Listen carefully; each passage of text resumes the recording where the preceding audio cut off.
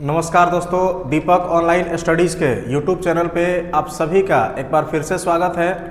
दोस्तों, जैसा कि आप सब लोग जानते हैं कि हमने आप सभी बच्चों के लिए यूट्यूब पे अपने चैनल पे आप सभी के लिए जो है हमने एक क्रैश कोर्स स्टार्ट किया था, जिसमें कि हमने आपसे बताया था कि हम आपके जो भी छोटे भाई बहन हैं जो कि अभी अगले साल 10th क्लास का एग्ज़ाम देने वाले हैं, या फिर अगर आप खुद देख रहे हैं जो बच्चे 10th क्लास में हैं तो उनके लिए भी अगर देखा जाए तो उन सभी बच्चों के लिए हमने अपने चैनल पर एक सीरीज यहाँ पर शुरू किया है। उनके पूरे सिलेबस को हम यहाँ पे कंप्लीट करवाएंगे और एक मतलब यहाँ पे अगर देखा जाए तो बहुत ही सुयोग्य शिक्षकों के द्वारा आपको पढ़ाया जाएगा। तो उसमें हमने पिछले क्लास में अगर देखा जाए तो फिजिक्स का भी हमने क्लास स्टार्ट करवाया था, और जो कल का क्लास हुआ था हम लोग का, तो कल के क्लास में हमने आपको जियोग्राफी का डेमो दिया था कि जियोग्राफी जो है उसमें हम लोग को किस तरीके से लेके चलना है चीज़ों को, उसके बारे में हमने आपको बताया था। आज का जो हम लोग का क्लास होगा तो इस क्लास में मेन हम आपको यहाँ पर हिस्ट्री के बारे में पढ़ाने वाले हैं, और जो आपका 10th क्लास का जो हिस्ट्री है उसका यहाँ पर ये वीडियो हम आपको अपलोड करेंगे। और इसमें मेन हम लोग जो सबसे पहला जो चैप्टर है हिस्ट्री का, इतिहास का जो पहला चैप्टर है, उस चैप्टर का नाम है यूरोप में राष्ट्रवाद। तो इस चैप्टर को आज के क्लास में हम लोग यहाँ पर शुरू करने वाले हैं। ठीक है, तो चलिए हम लोग देर न करते हुए अपने क्लास को स्टार्ट करते हैं। आप सब लोग जो है यहाँ पर ध्यान से समझिएगा, और आप लोग क्लास को ज्वाइन करने से पहले अपने जितने भी दोस्त हैं उन सबके पास में वीडियो के लिंक को शेयर कर दीजिए, ताकि और भी जो बच्चे हैं वो हमारे यूट्यूब चैनल से जुड़ सके। तो चलिए हम लोग मेन यहाँ पर चैप्टर को अपने स्टार्ट करते हैं। देखिए, आज से हम लोग को स्टार्ट करना है क्या, तो आज से हम लोग स्टार्ट करेंगे आज से हम लोग स्टार्ट करेंगे इतिहास।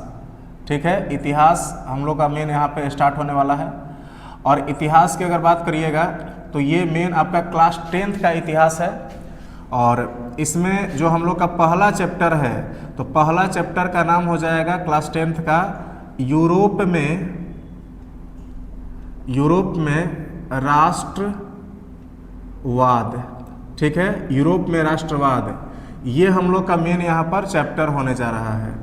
देखिए, सबसे पहली बात तो ये होती है ना, सबसे पहली बात ये है क्या कि राष्ट्रवाद होता क्या है।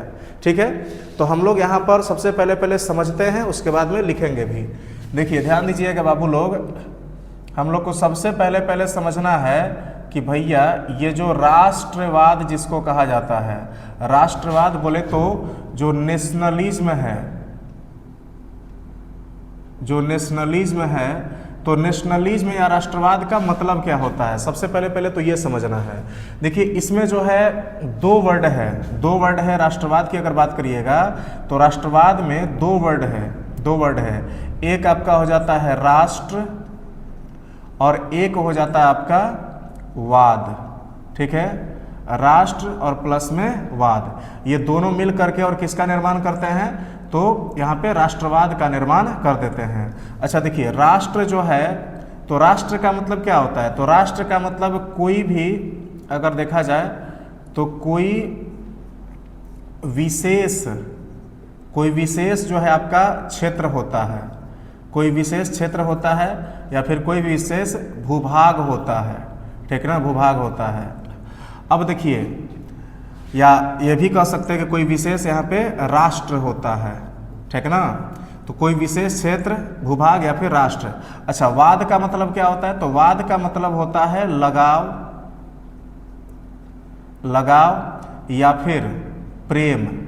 ठीक ना, लगाव या प्रेम जो होता है इसको मेन यहाँ पे वाद कहा जाएगा। जैसे मान लीजिए कि इसमें अलग अलग कॉन्सेप्ट होते हैं। जैसे मान लीजिए कि देखिए, एक होता है आपका क्षेत्रवाद। तो क्षेत्रवाद का मतलब क्या होता है कि किसी भी अपने क्षेत्र से प्यार करना। ठीक, एक होता है आपका जातिवाद। तो जातिवाद का मतलब क्या होता है, अपनी जाति से प्रेम करना। ठीक ना, तो वाद का मतलब मैंने यहाँ पे प्रेम हो जाएगा। हम लोग को क्या समझना है, राष्ट्रवाद। तो देखिए, राष्ट्रवाद का मतलब क्या हुआ, देखिए, राष्ट्र का मतलब विशेष क्षेत्र या भूभाग हो गया। अब देखिए, तो इसमें हम लोग कह सकते हैं कि कोई भी, यानी कि किसी विशेष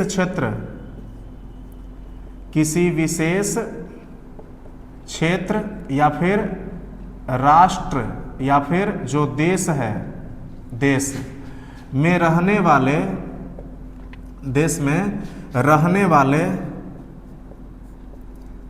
वाले जो लोग होते हैं, तो रहने वाले लोगों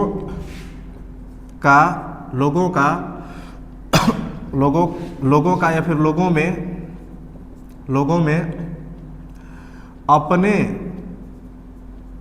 अपने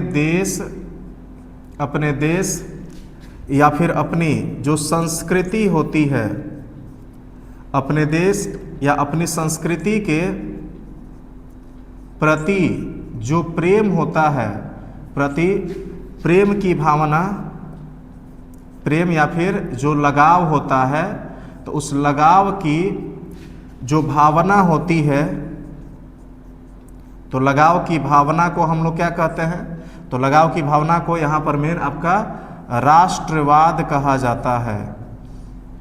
राष्ट्रवाद कहा जाता है।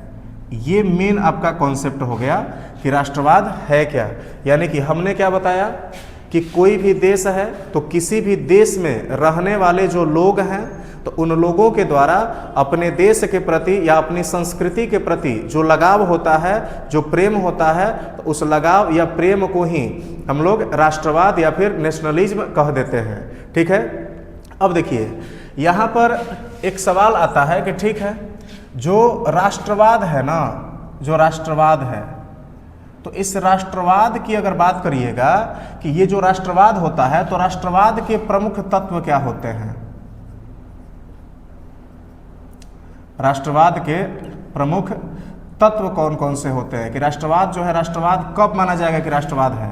तो देखिए सबसे पहले राष्ट्रवाद के अगर प्रमुख तत्व की बात करिएगा तो सबसे पहले हम लोग देखते हैं यहाँ पर कि जो राष्ट्रवाद है तो राष्ट्रवाद का सबसे पहला जो तत्व होता है ये होता है आपका समान भाषा। मेन हम लोग को समझना है कि राष्ट्रवाद का जो विकास होता है तो राष्ट्रवाद के विकास में कौन कौन से ऐसे कंपोनेंट होते हैं, कौन कौन से ऐसे तत्व होते हैं जो योगदान देते हैं। तो देखिए सबसे पहला जो होता है इसमें ये हो जाता है आपका समान भाषा। यानी कि देखिए जो समान भाषा है तो समान भाषा के कारण क्या होता है कि लोगों में एक दूसरे के प्रति जो है जुड़ाव महसूस होता है, और जब जुड़ाव महसूस होता है तो वो एक के साथ मिल करके रहना चाहते हैं, वो मतलब यूनाइटेड होकर के रहना चाहते हैं, वो एकता के साथ में रहना चाहते हैं, मिलजुल के रहना चाहते हैं। तो इससे भी क्या होता है, इससे राष्ट्रवाद का विकास होता है। तो सबसे पहला इसमें क्या हो जाएगा, समान भाषा। समान भाषा में हमने क्या बताया कि अगर भाषा समान होगी तो भाषा समान होने पर लोग क्या करते हैं, तो लोग एक साथ रहना चाहते हैं, उनमें एकता की भावना विकसित होती है। और जब लोगों में एकता की भावना विकसित होगी तो इससे फिर क्या हो जाएगा, इससे फिर लोगों में राष्ट्रवाद का भी विकास होगा। ठीक है। अब देखिए दूसरे अगर घटक की बात करिएगा तो दूसरा इसमें हो जाता है समान संस्कृति। समान जो संस्कृति है तो समान संस्कृति का भी राष्ट्रवाद के विकास में योगदान होता है। जैसे देखिए अगर मान लेते हैं कि कोई एरिया है तो वहाँ पर रहने वाले लोगों का जो रहन सहन है, जो खान पान है, जो तौर तरीके हैं, जो परंपरा है, वो सब एक जैसे हैं। तो इसके कारण भी लोगों में क्या होता है, लोगों में आपसी जुड़ाव महसूस होता है, और जब आपसी जुड़ाव महसूस होगा तो ये राष्ट्रवाद के विकास में सहायक हो जाएगा। ठीक है। तो देखिए हम लोग यहाँ पर कह सकते हैं कि समान जो संस्कृति है तो समान संस्कृति, इसके बाद में खान पान, इसके बाद में जो है आपका परंपरा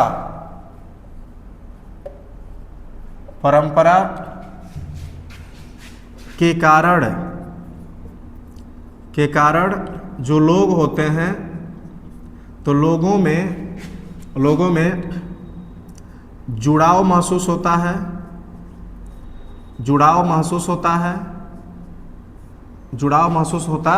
है। ठीक है।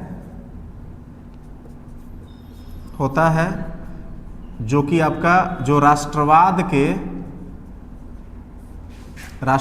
के विकास में सहायक है।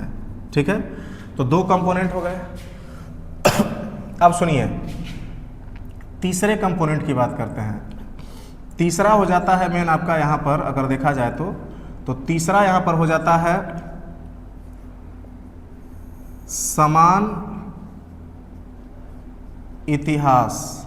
ठीक है, अगर लोगों का इतिहास एक जैसा है तो इससे भी लोग क्या करते हैं, एक दूसरे से जुड़ाव महसूस करते हैं। तो लोगों का जो अतीत है एक जैसा होने पर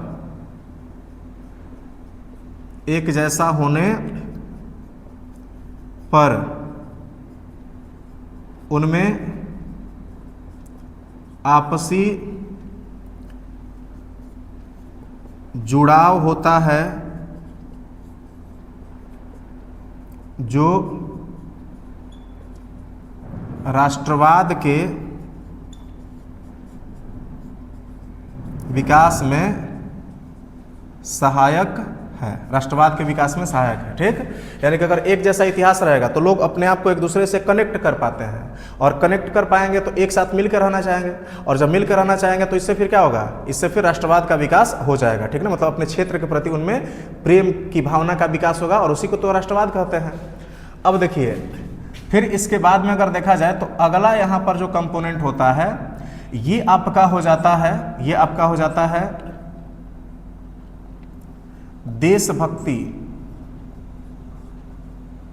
देशभक्ति। ठीक, यानी कि जो लोग हैं तो लोगों में इन सभी के कारण क्या होता है, लोगों में अपने देश जो होता है तो देश से लगाव उत्पन्न होता है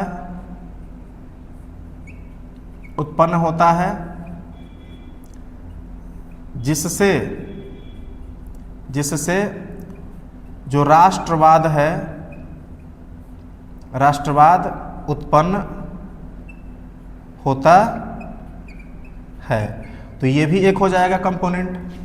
फिर इसके बाद में जब आइएगा तो फिर इसके बाद में राष्ट्रवाद की भावना के विकास करने के लिए एक जो मेन कंपोनेंट अगला जो होता है, इसको हम लोग थोड़ा सा देख लेते हैं। अगला जो कंपोनेंट होता है ये आपका यहाँ पर हो जाता है समान राजनैतिक उद्देश्य। ठीक है, तो ये भी क्या होता है, ये भी जो है आपका यहाँ पर राष्ट्रवाद के विकास में सहायक होता है। इसके एग्जाम्पल की बात करी जाएगी तो ध्यान से समझिएगा। जैसे देखिए, भारत की अगर बात करी जाएगी तो भारत जब गुलाम था, मतलब अंग्रेज जब भारत में शासन कर रहे थे, उस टाइम में जो भारत था वो अलग अलग प्रांतों में बटा हुआ था। अलग अलग जो है इसमें काफ़ी सारे देसी रियासत हुआ करते थे, अलग अलग छोटे छोटे राज्य हुआ करते थे। हालांकि अंग्रेजों ने उन सबको एक साथ बांध के रखे हुए थे, ठीक ना। लेकिन अब देखिए, अलग अलग देसी रियासत होने का मतलब क्या था कि अलग अलग देसी रियासत के लोग जो हैं वो तो मतलब भैया अपने राज्य के प्रति वफादार थे। लेकिन उसमें फिर क्या हुआ कि जो अलग अलग देसी रियासतों के जो लोग थे तो उनके मन में कहीं ना कहीं एक भावना सबके मन में थी कि हम लोग जो अंग्रेज के अंडर में जो मतलब रह रहे हैं, अंग्रेज के शासन के अंतर्गत जो हम लोग रह रहे हैं, इससे बेहतर है कि हम लोग का अपना स्वशासन हो, मतलब हम खुद जो है यहाँ पे शासन में भागीदारी कर सकें। ये सबके मन में ये भावना चल रही थी, और इसी का परिणाम हुआ कि आगे चल के जो है सारे के सारे देसी रियासतों से जो है सारे के सारे जो क्षेत्र थे, सारे के सारे जो राज्य थे, उन सभी क्षेत्रों से बहुत बड़े बड़े जो नेता हैं वो उभर करके आए, और उनके द्वारा जो है मतलब पूरे भारत के जो लोग थे उन सबको एक साथ बांधने का प्रयास किया गया। और इससे फिर क्या हुआ, तो इससे इससे जो है जो लोग थे भारत में, तो उन लोगों में अपने राज्य के प्रति वफादारी को छोड़ करके लोगों ने पूरे भारत के बारे में सोचना शुरू कर दिया। बात समझ में आ गया। मतलब स्टार्टिंग में लोग क्या सोच रहे थे, स्टार्टिंग में लोग अगर मान लेते हैं कि बिहार में है तो बिहार के बारे में सोच रहे थे, हाँ बिहारी हैं हम। लेकिन जब पूरे मतलब जो है सबका उद्देश्य एक जैसा हो गया कि अंग्रेज को यहाँ से हटाना है और हम लोग को अपना शासन स्थापित करना है, तो उसके लिए सारे के सारे जो लोग थे वो क्या हो गए, सारे के सारे जो लोग थे वो एकजुट हो गए और तब जाके हम लोगों ने राष्ट्रीय आंदोलन के द्वारा जो है अंग्रेजों को यहाँ से बाहर निकाल दिया। ठीक, तो इस कंडीशन में अगर हम लोग देखें तो यहाँ पर सबका राजनीतिक उद्देश्य क्या था, एक जैसा था, अंग्रेज को बाहर निकालना। ठीक, और इसलिए वो सब एक साथ मिल करके लड़े, यानी कि उनमें भी किसकी भावना पनप गई, उनमें भी राष्ट्रवाद की भावना का विकास हो गया। ठीक है, तो देखिए हम लोग जो है यहाँ पर क्या देखेंगे कि एक समान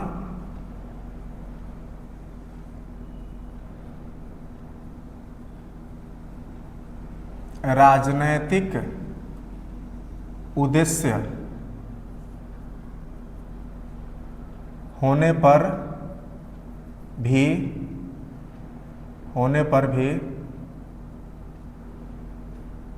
लोगों में राष्ट्रवाद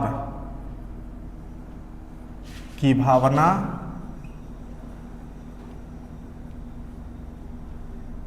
का विकास होता है। ठीक है, तो ये जो है ये मेन पूरी कहानी थी। राष्ट्रवाद क्या होता है ये हमने आपको बता दिया। फिर इसके बाद में राष्ट्रवाद के विकास में जो सहायक तत्व होते हैं, राष्ट्रवाद के जो तत्व होते हैं वो हमने आपको बता दिया। ठीक है, अब जो है मेन इसको आप पहले स्क्रीनशॉट ले लीजिए, उसके बाद हम लोग इससे आगे की कहानी को समझेंगे।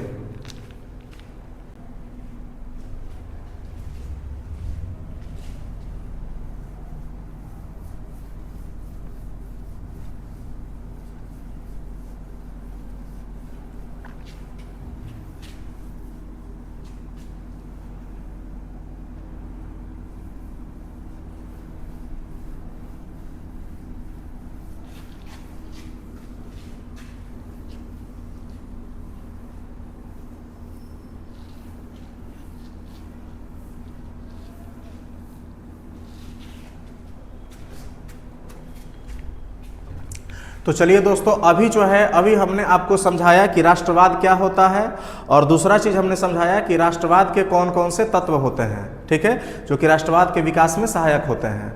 अब जो अगला हम लोग टॉपिक पढ़ने जा रहे हैं, ये टॉपिक मेन हम लोग का यहाँ पर हो जाएगा यूरोप में राष्ट्रवाद का विकास। ठीक है, ये हम लोग का टॉपिक हो जाएगा। यूरोप में जो राष्ट्रवाद है, तो यूरोप में राष्ट्रवाद का विकास, ये मेन हम लोग का टॉपिक रहा। ठीक है, इस टॉपिक को मेन हम लोग को यहाँ पे अब समझना है।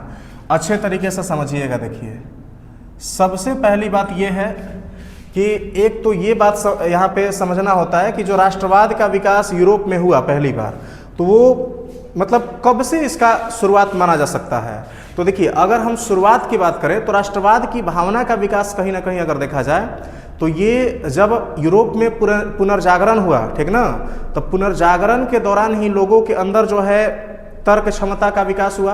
और तर्क क्षमता का विकास होने के बाद में उन्होंने जो पुरानी व्यवस्थाएं थी उन व्यवस्थाओं का उन्होंने विरोध करना शुरू किया और वहाँ से मेन यूरोप में राष्ट्रवाद के उदय का शुरुआत माने राष्ट्रवाद का शुरुआत माना जाता है कि वहाँ से राष्ट्रवाद शुरू होने लगा। ठीक ना, लेकिन अगर देखा जाए कि पीक पॉइंट पे कब पहुँचा एकदम राष्ट्रवाद यूरोप में, तो जो आपका फ्रांसीसी क्रांति हुआ, तो फ्रांसीसी क्रांति के दौरान पहली बार जो लोग थे तो लोगों के बीच में स्वतंत्रता, समानता और बंधुता की भावना का विकास हुआ।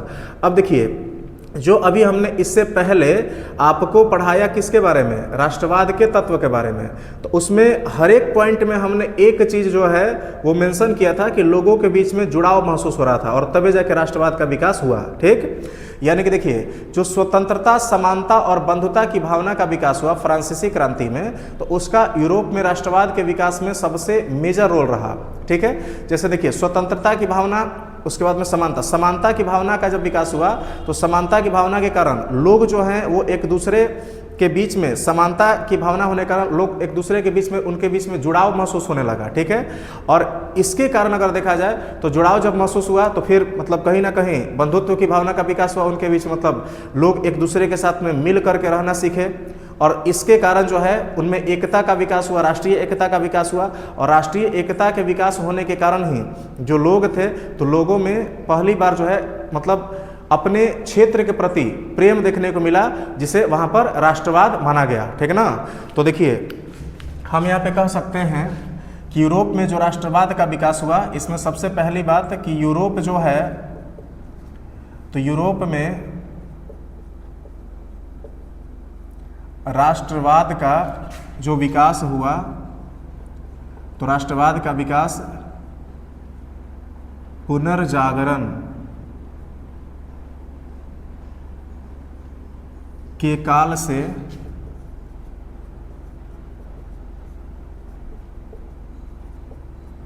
माना जाता है,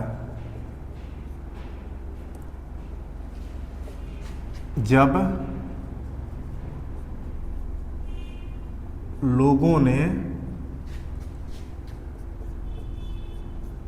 तर्क के आधार पर जो पुरातन व्यवस्था था तो पुरातन व्यवस्था का विरोध किया। ठीक है, ये तो पहला कारक रहा। फिर इसके बाद में अगर देखा जाए तो देखिए जो राष्ट्रवाद है तो इस राष्ट्रवाद का जो उन्नत रूप है, उन्नत रूप या फिर जो विकसित रूप है, ये पहली बार कब देखने को मिला? तो पहली बार जो है ना, जो फ्रांसीसी क्रांति हुई, फ्रांसीसी क्रांति। अच्छा, फ्रांसीसी क्रांति कब हुई भैया? तो ये हुआ था 1789 में। ठीक ना। तो 1789 में जब फ्रांसीसी क्रांति हुई तो इस दौरान देखने को मिला,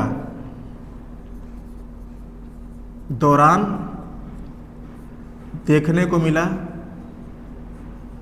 देखने को मिला। ठीक है,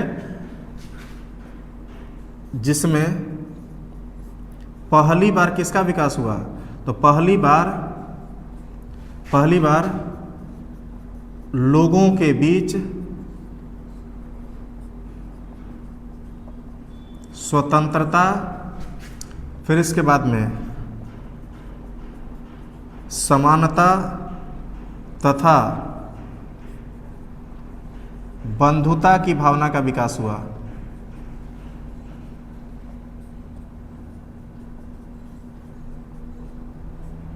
विकास हुआ। ठीक है, ये पॉइंट आपको याद रखना है। अब देखो जो फ्रांसीसी क्रांति हो गई, तो फ्रांसीसी क्रांति होने के बाद में जो सत्ता थी, जो राजनीति थी, तो राजनीति में सर्वसाधारण जो वर्ग था, यानी कि जो आम जो जनता थी, उसकी भी भागीदारी उसमें देखने को मिली। ठीक ना।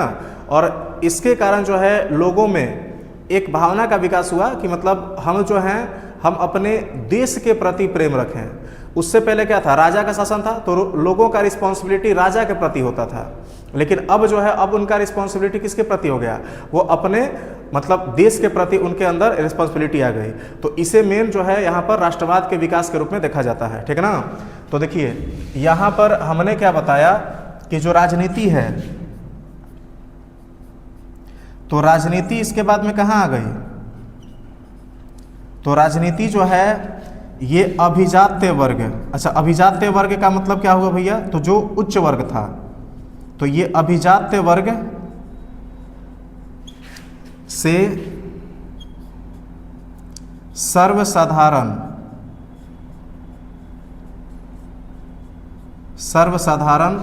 वर्ग की वस्तु बन गई।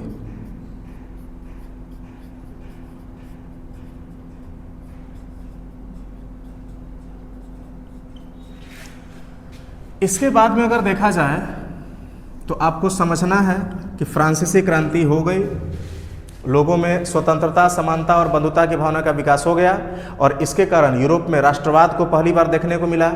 अब इसके बाद में क्या हुआ? ये तो भैया फ्रांस में ये सारी चीज़ें हुई है, लेकिन हम लोग को पूरा यहाँ पे किसके बारे में देखना है? यूरोप के बारे में।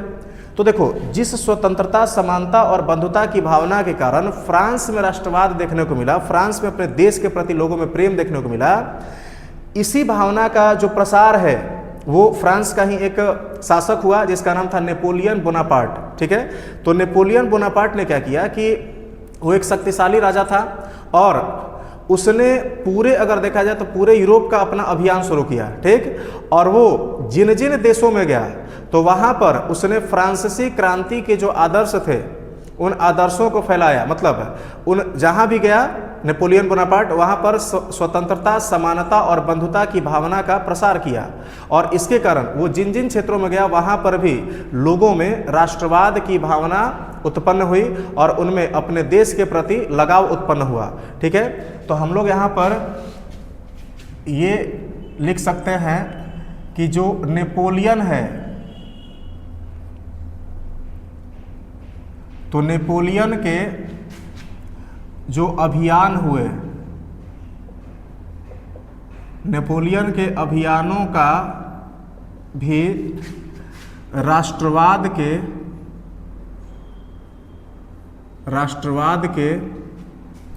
विकास में,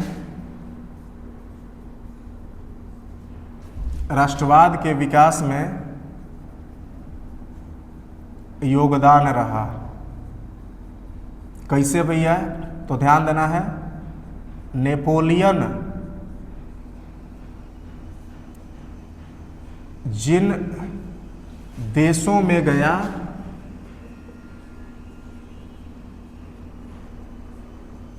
वहाँ क्या किया था? तो वहाँ पर जो फ्रांसीसी क्रांति थी, तो फ्रांसीसी क्रांति के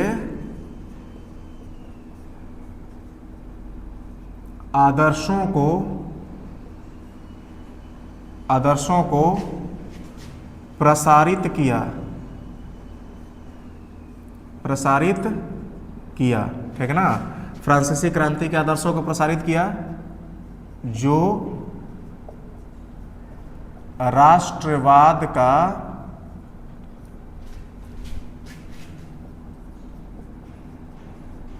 वाहक बना।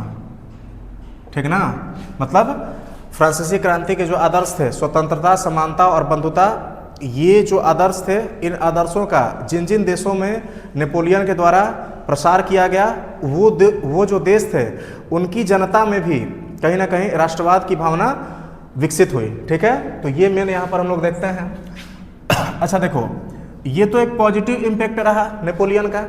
अब हुआ क्या कि देखिए, नेपोलियन ने जिन क्षेत्रों पर आक्रमण किया, तो आक्रमण करने के बाद में उन क्षेत्रों पर कहीं ना कहीं किसकी सत्ता स्थापित हो गई? फ्रांस की, क्योंकि ये फ्रांस का रहने वाला था। तो जो नेपोलियन के जो सिद्धांत थे और जो फ्रांस का जो अधिपत्य हुआ उन क्षेत्रों पर, तो वहाँ के जो लोग थे ना, तो उन लोगों के मन में नेपोलियन के जो सिद्धांत थे, नेपोलियन के जो विधि थे, नेपोलियन के जो नियम थे और जो फ्रांस का जो उनके देश पे जो शासन स्थापित हुआ, तो उसके विरोध में भी उनके अंदर कहीं ना कहीं अपने देश के प्रति लगाव उत्पन्न हुआ और उन्होंने इस सत्ता का विरोध किया कि नहीं, हम लोग किसी दूसरे के शासन में नहीं रहेंगे, बल्कि हमको अपना शासन चाहिए। और ये भी राष्ट्रवाद के विकास में कहीं ना कहीं एक महत्वपूर्ण कारक बन करके उभरा था। ठीक है, तो यहाँ पर हम लोग देख सकते हैं कि नेपोलियन के आक्रमण के कारण, एक तो बात याद रखना है कि नेपोलियन के आक्रमण के कारण जो है लोगों में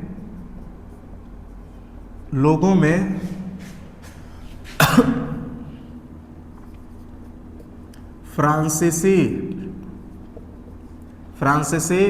शासन तथा जो नेपोलियन के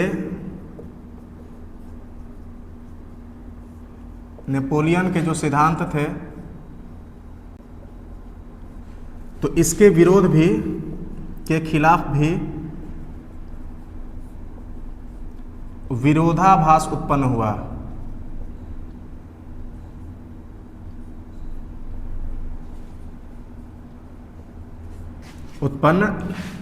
हुआ जो राष्ट्रवाद के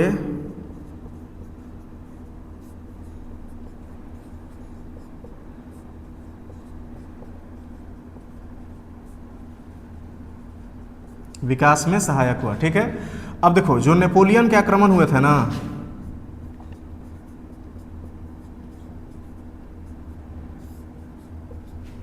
नेपोलियन के आक्रमण जो हुए तो इसके प्रभाव में ही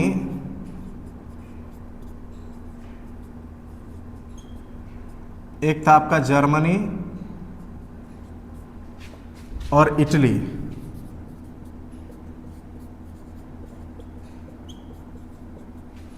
इन दोनों देशों का एकीकरण संभव हो पाया।